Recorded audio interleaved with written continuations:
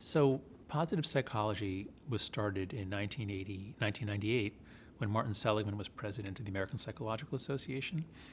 And each president picks a theme for their year.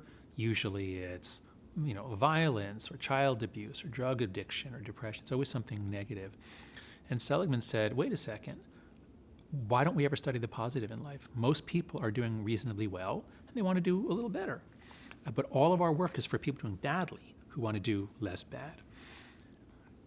And so he brought together a group of young researchers. At the time, I was one of them. We met in Akumal, Mexico, and I forget which subcommittee, which group it was that came up with that particular formulation.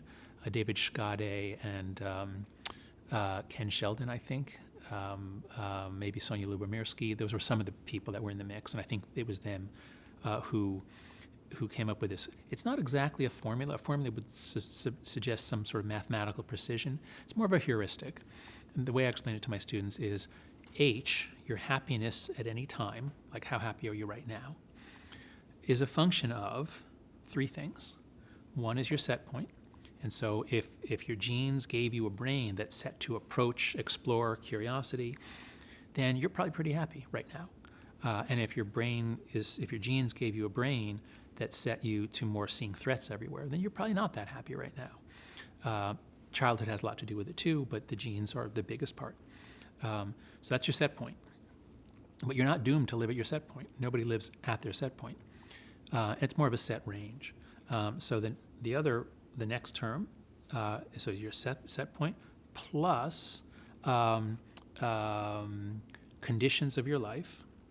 And people assume that, if I was rich and famous and lived in a sunny place, then I'd be happy.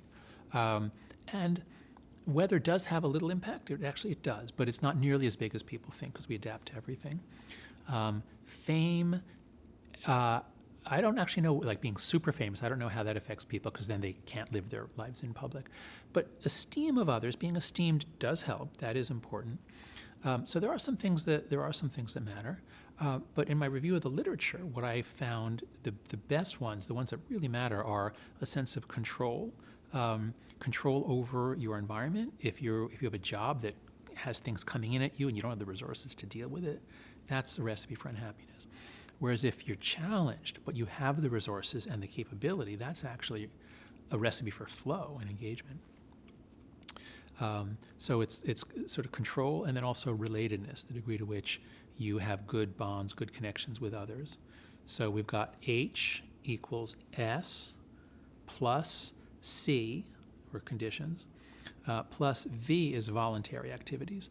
There are some things that you can do, and this is a big area of research in positive psychology, that small things that will make you happier.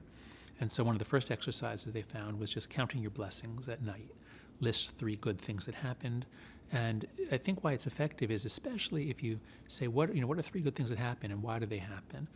It often draws you to who helped me, who did something for me. It draws your attention to just relationships and complexity in life. Meditation has beneficial effects. Helping others sometimes has been. So there are a variety of things you can do to make yourself happier. And that basically is the formula. H equals S plus C plus V.